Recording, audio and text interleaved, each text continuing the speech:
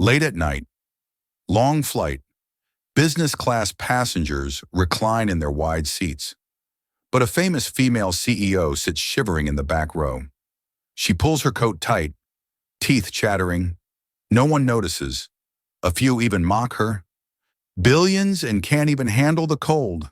Beside her, a single dad sits quietly with his daughter, wrapped in a thin blanket. Suddenly, the CEO leans over and whispers, "Can I slip under your blanket?" The father freezes. Laughter erupts from curious passengers. They don't know this whisper's about to reveal a shocking truth. Jack Hale was 38 years old, former soldier, now a construction worker, single dad. He sat in seat 23B, his daughter Ella pressed against the window beside him. Ella was 9, bright eyes, gap-toothed smile. She clutched a stuffed rabbit and whispered, "Daddy, this plane is so big." Jack smiled. "Not as big as your dreams, kiddo." Across his lap lay an old military blanket, faded green, patched in 4 places. The edges were frayed, but it was clean. Jack had carried this blanket through 2 tours overseas. It had covered wounded brothers.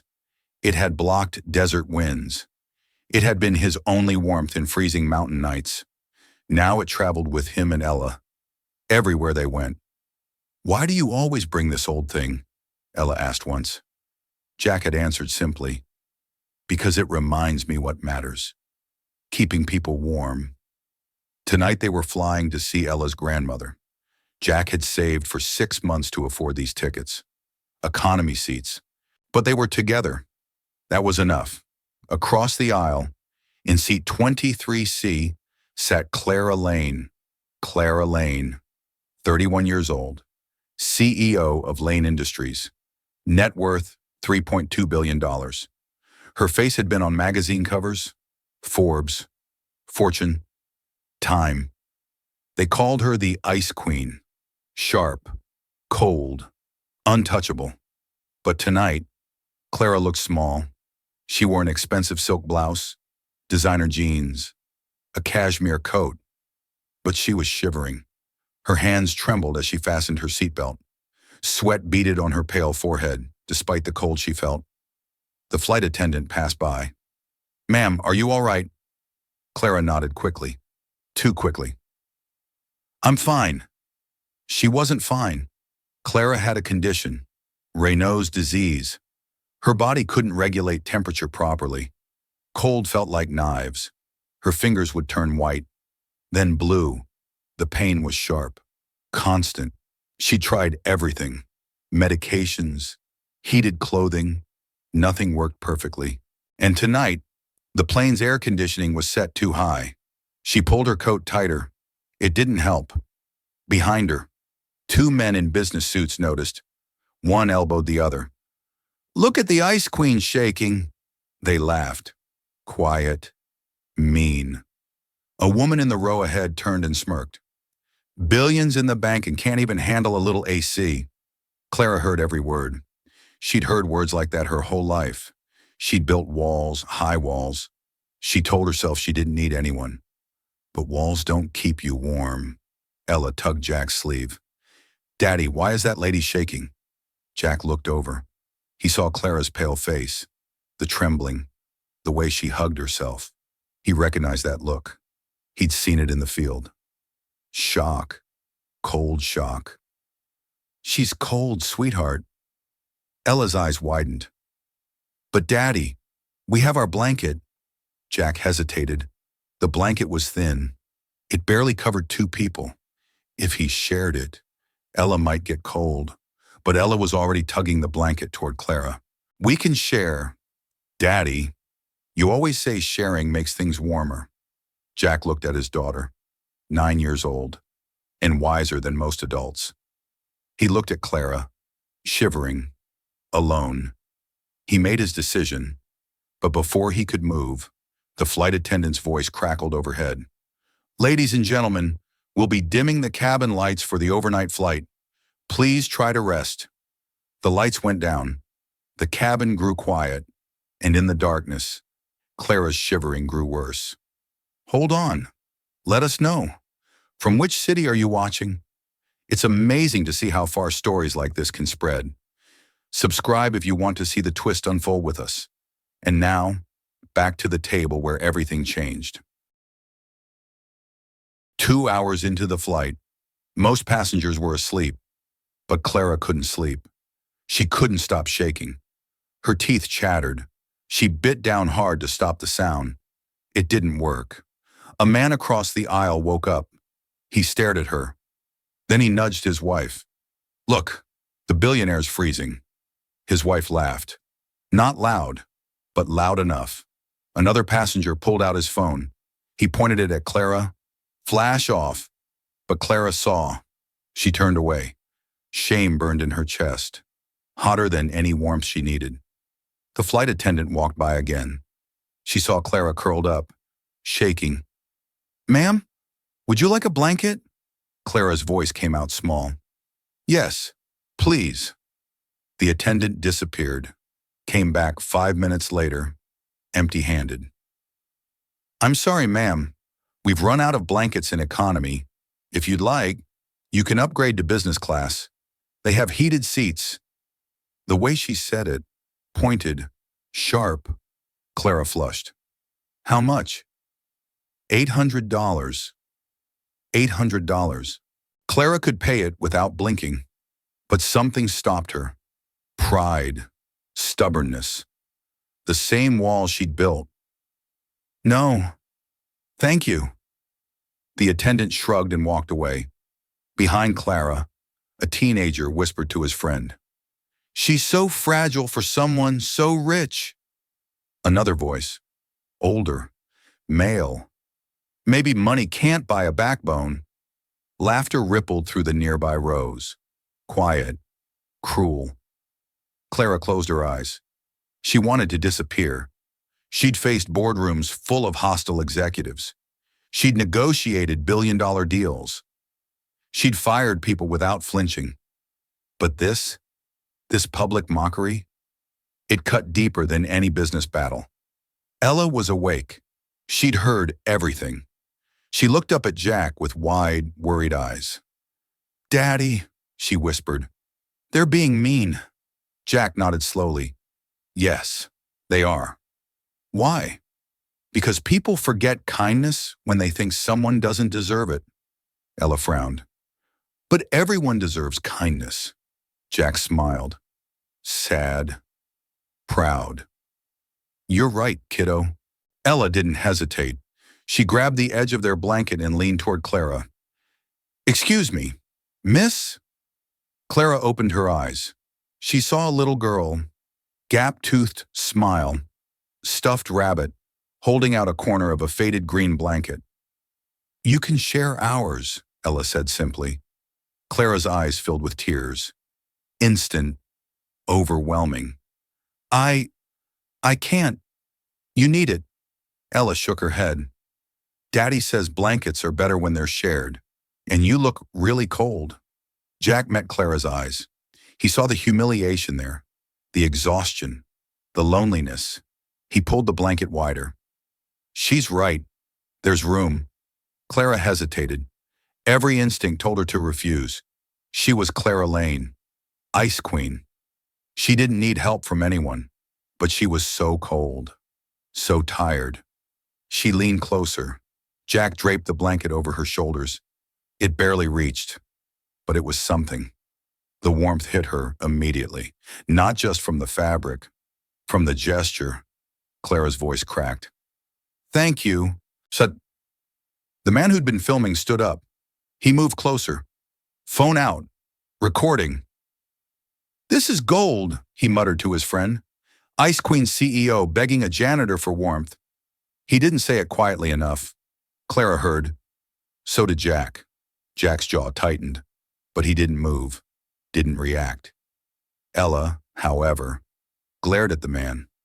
"My daddy's not a janitor. He builds things, and he's the warmest man alive." The man laughed. "Sure, kid, whatever you say." He posted the video instantly. Caption, "Billionaire CEO Clara Lane freezing on economy flight. Guess money can't buy everything."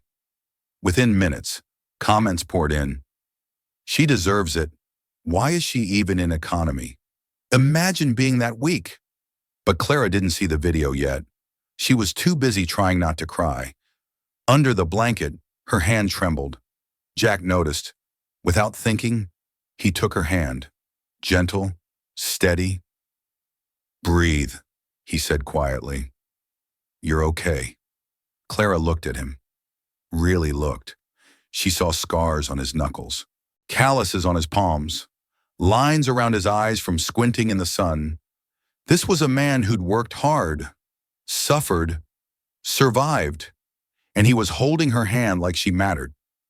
She whispered the question before she could stop herself. Can I slip under your blanket? The cabin froze. Everyone nearby had been pretending to sleep, listening, watching. Now they stared, open-mouthed. The man with the phone gasped. Did she just... His friend laughed. This keeps getting better. Clara realized what she'd said, how it sounded. Her face burned red. I didn't mean... I just meant... But Jack understood. He pulled the blanket fully over all three of them, creating a small tent of warmth. You're already under it, he said simply. You don't have to ask permission to be warm. Ella giggled. Now we're a blanket burrito.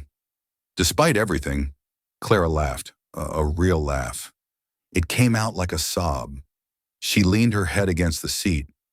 For the first time in years, she felt safe. Around them, passengers whispered, phones glowed, videos uploaded. But under that old military blanket, 3 people sat in quiet peace. Jack's voice was soft. What's your name? Clara. I'm Jack. This is Ella. Hi, Clara.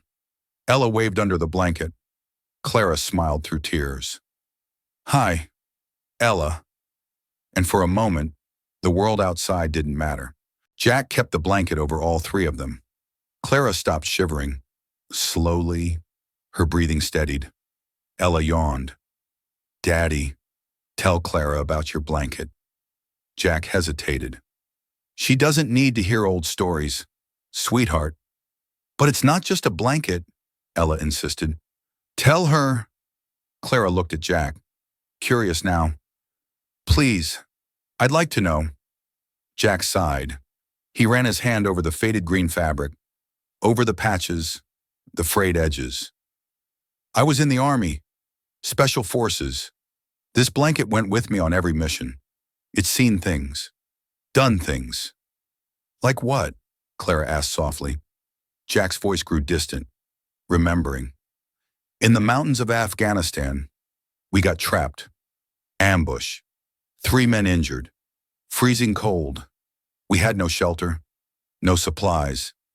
Just this blanket. He paused. Clara waited. I used it to cover the wounded, kept them warm through the night. One guy, Martinez, he was bleeding bad, hypothermia setting in. I wrapped him tight, held him under this blanket for 6 hours. He survived. Clara's eyes widened. You saved his life. The blanket saved his life. I just held on. Ella piped up proudly. That's why Daddy's called Ghost Wolf. He moves quiet, keeps people safe. Ghost Wolf, the name hung in the air. 3 rows back, someone stirred. An older man, late 60s, silver hair, strong build despite his age. He'd been listening. He stood up, walked slowly toward Jack's row. His face was serious. He stopped beside Jack's seat, looked down at the blanket, at Jack. Then he spoke, voice rough with emotion. Ghost Wolf. Jack looked up. His body went rigid. Recognition flashed across his face. General Briggs. The older man nodded. I thought I recognized you, but I had to see the blanket to be sure.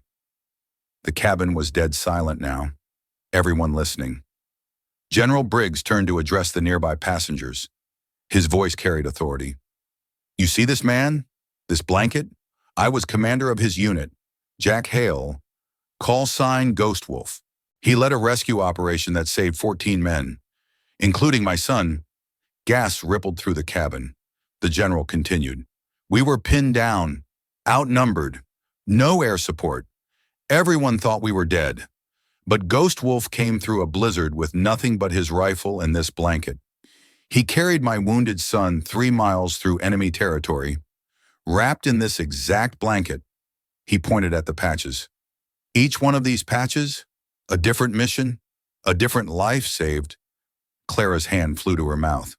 She looked at Jack with new eyes. Jack shifted uncomfortably. Sir, that was a long time ago. Heroism doesn't have an expiration date. Son. The general looked at Clara. You're in good hands, ma'am. The safest hands on this plane. He saluted Jack, sharp, formal, then returned to his seat. The cabin erupted, not in laughter, in whispers of awe, but Clara had gone very still. Her mind was racing.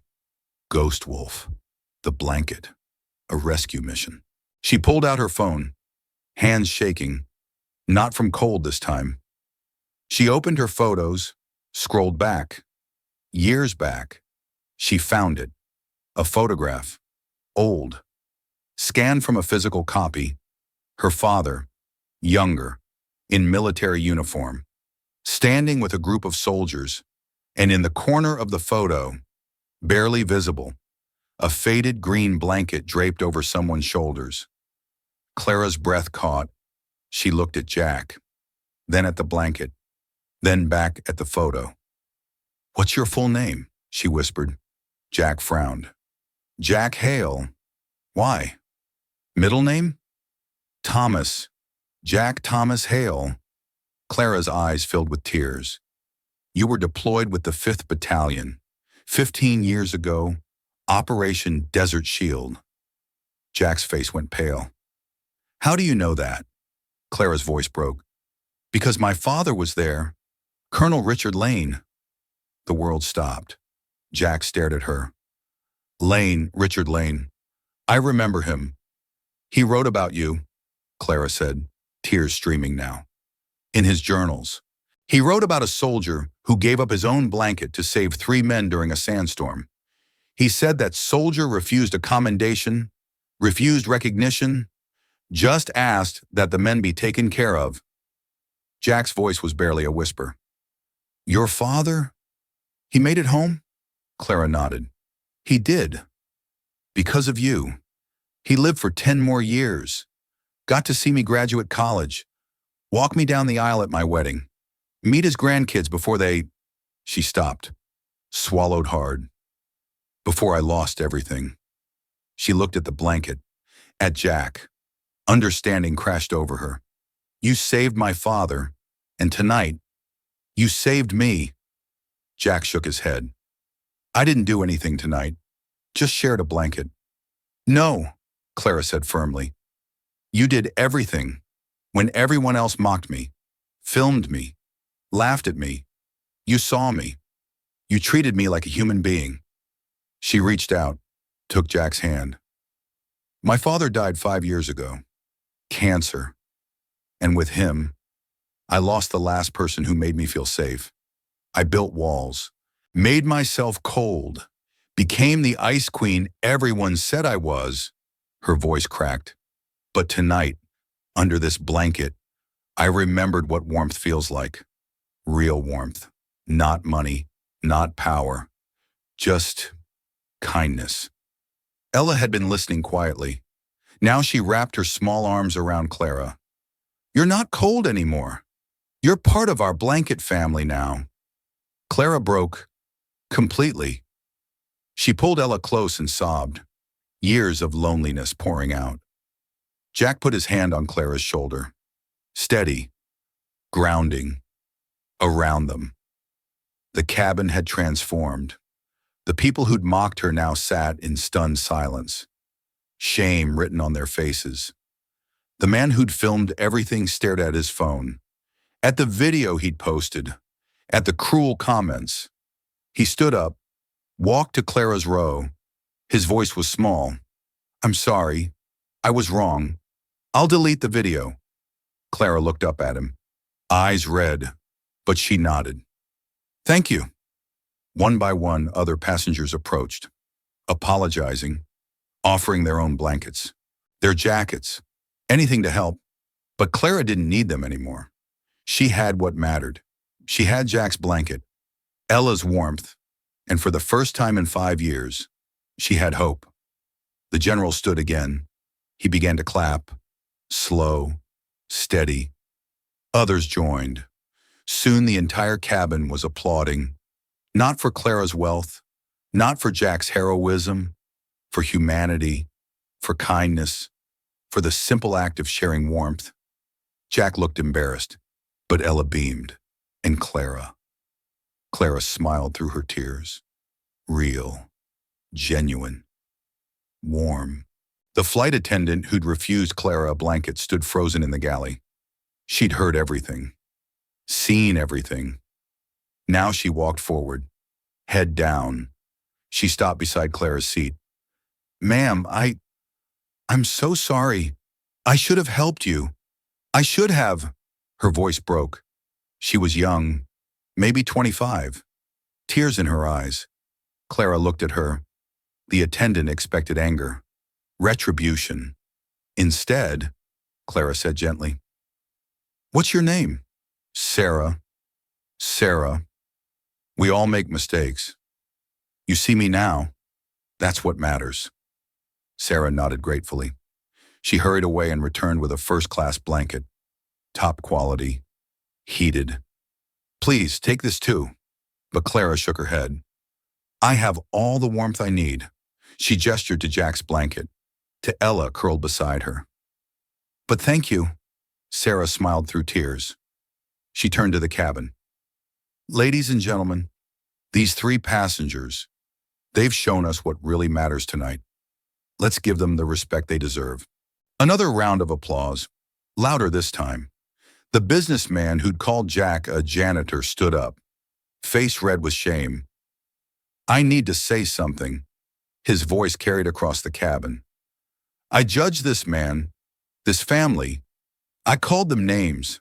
I was cruel, and I was wrong." He looked directly at Jack. "Sir, you're a better man than I'll ever be, and I'm sorry." Jack nodded simply. Apology accepted.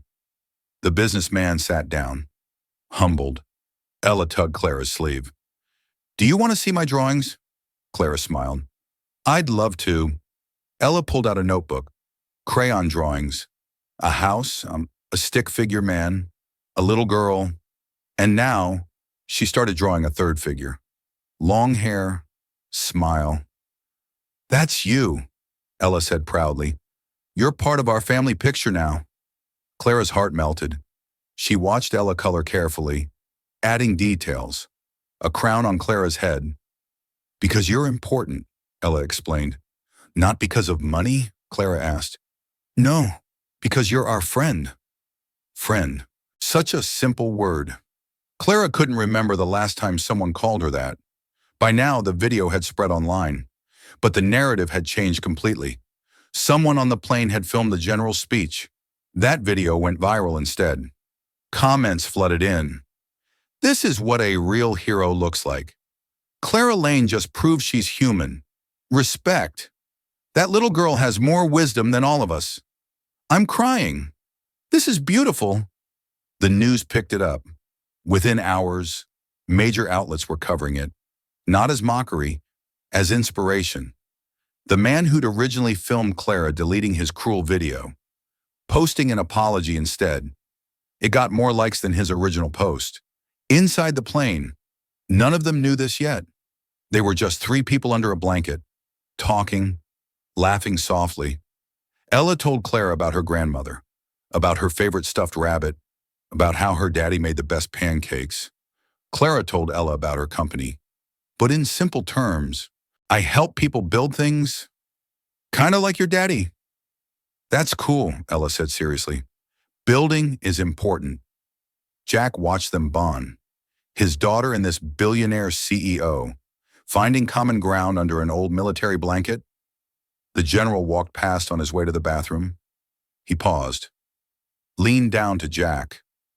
You always did have a gift for bringing people together. Ghost Wolf, some things never change. Jack smiled. Some things shouldn't, sir. As the flight continued through the night, the three of them stayed huddled together.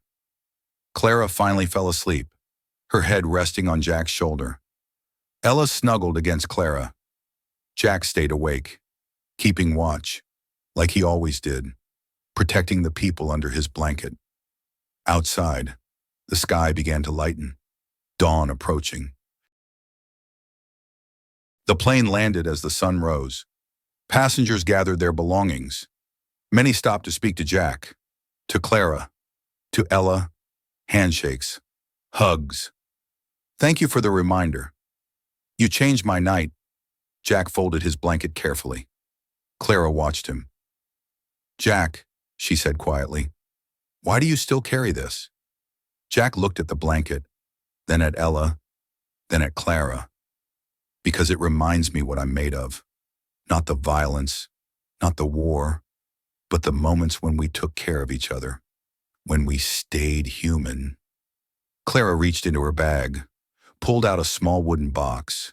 Inside was a gold pen, engraved, elegant. This was my father's. He carried it through every deployment, every important moment. She held it out to Jack. He would want you to have it. Jack took the pen carefully. He could see the engravings, the wear marks, the love. He reached to his neck, unclasped his dog tags, placed them in Clara's hands.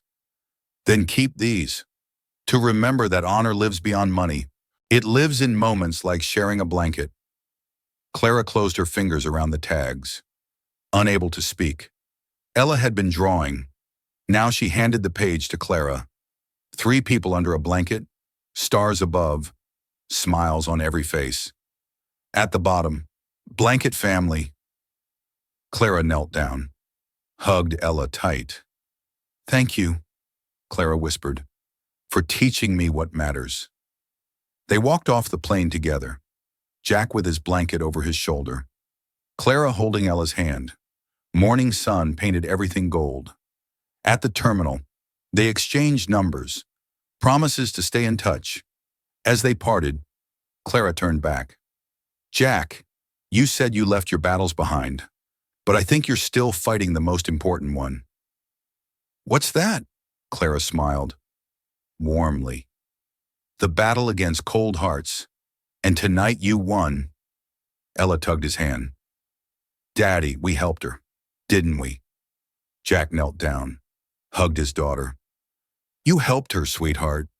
You reminded us what warmth really means. Voice over. Jack's thoughts. I thought I'd left all my battles behind with my uniform, but tonight my daughter showed me. Sometimes the greatest war is against cold hearts, and the victory is warmth.